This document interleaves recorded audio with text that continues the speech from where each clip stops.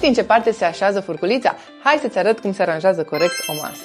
Începem cu fața de masă. Fața de masă din kit este din hârtie, deci trebuie manevrată cu atenție pentru a evita orice ruptură. Așează apoi farfuriile în funcție de numărul invitaților. Furculița se pune în stânga farfuriei, iar cuțitul în dreapta, cu lama orientată către farfurie. Lingura se pune deasupra farfuriei doar dacă este pentru desert.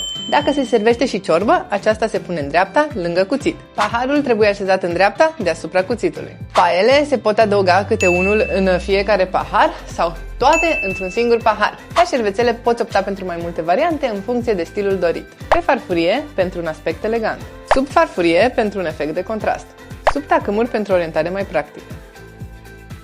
Elemente distractive pentru cei mici. Completează masa cu coifuri și trompete din kitul nostru. Mici detalii care transformă orice petrecere într-o adevărată sărbătoare. Acum știi cum să aranjezi o masă perfectă pentru petrecerea copilului tău. Intră pe smiles.ro și descoperă kiturile noastre de petrecere pentru evenimente de neuitat.